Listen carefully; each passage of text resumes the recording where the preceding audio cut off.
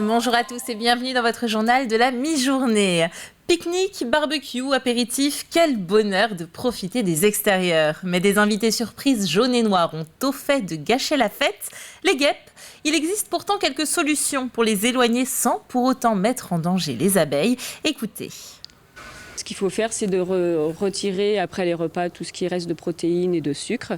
À côté de ça, on peut mettre en place des pièges avec des produits attractants.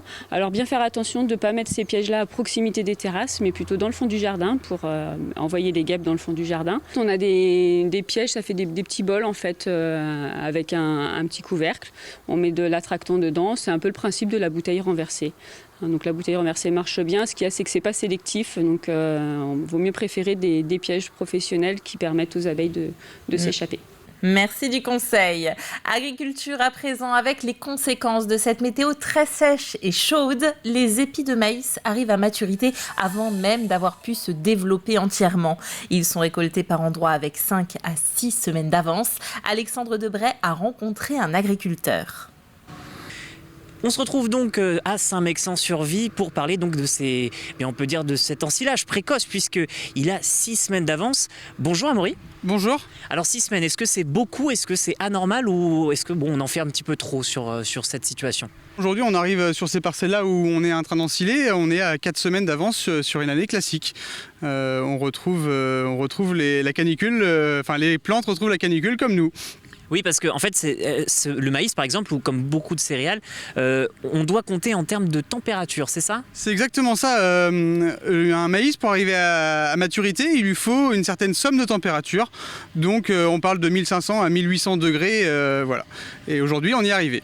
Alors on y est arrivé, en revanche on parle de maturité, mais parce qu'on le voit derrière, si on continue d'attendre ce sera complètement cramé, donc on ne pourra plus récolter. En revanche ça ne veut pas dire que la qualité du maïs est bonne si on regarde cette fusée. C'est exactement ça. La plante en elle-même est arrivée à cette somme de température, mais la poupée fait un tiers du volume qu'elle devrait le faire, et la plante se dessèche beaucoup plus vite qu'une année classique. Donc aujourd'hui, ça représente des véritables pertes pour nous. Oui, parce que si on l'ouvre, on voit bien qu'elle est beaucoup plus petite que les autres années. Là, les grains, ils sont encore un peu verts. Décrivez-nous un petit peu. Alors aujourd'hui, voilà l'épi. Normalement, il devrait faire 40 grains de long. Là, il doit en faire une dizaine. Et plus 16 rangs de large, là, il en fait 12. Et les grands sont très mal fécondés. Je ne sais pas si ça se voit à la caméra, mais ils sont très mal fécondés.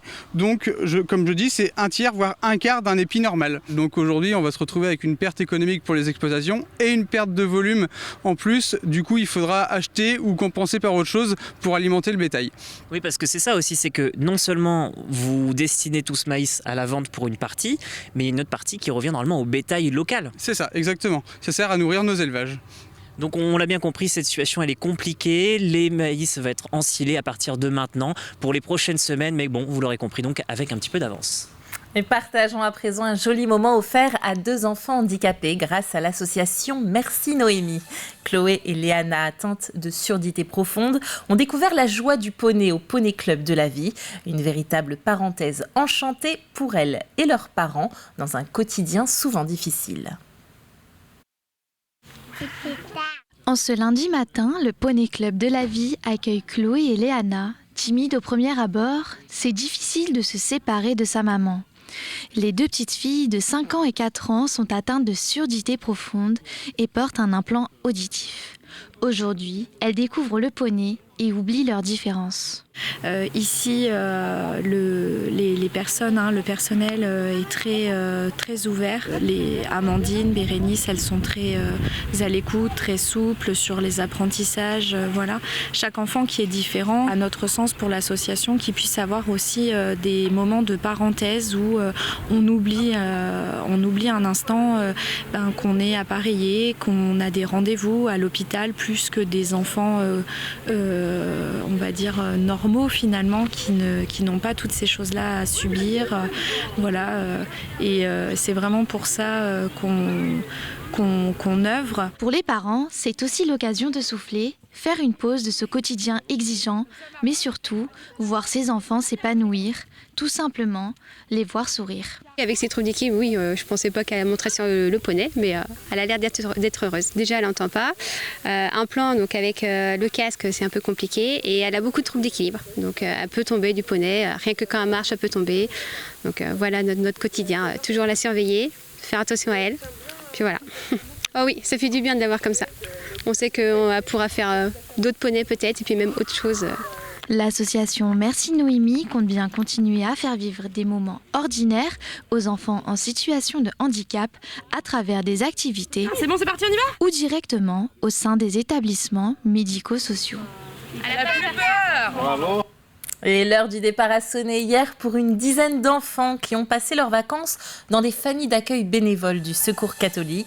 Originaires de Lille, ils ont repris le train pour rentrer. Au total, c'est une 50aine d'enfants qui ont ainsi passé des vacances en Vendée par le biais de cette association, alors que leurs parents n'ont pas forcément les moyens de leur permettre de s'évader un peu. De l'émotion, évidemment, sur le quai de la gare à l'heure des au revoir, et pour certains déjà même le projet de se retrouver l'an prochain. Je vous assure que c'est beaucoup de joie, on en retire beaucoup de choses et puis on s'aperçoit que c'est ça en fait la France. Il n'y a pas que des enfants qui vivent dans des belles familles, mais des histoires un peu tristes qu'on essaye d'ensoleiller un petit peu par des petits moments, voilà, à la ferme, à la mer. Oui, c'était une première expérience pour nous, ce qu'on garde comme souvenir,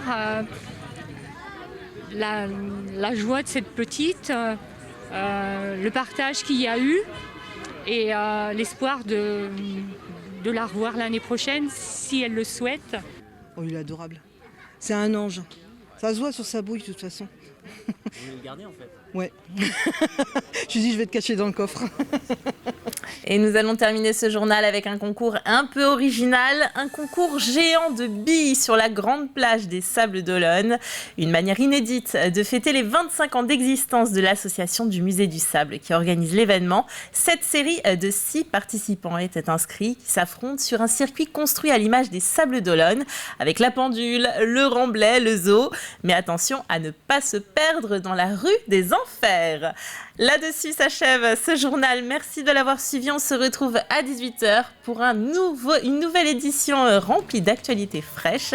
D'ici là, passez une très belle après-midi. À bientôt sur TV Vendée.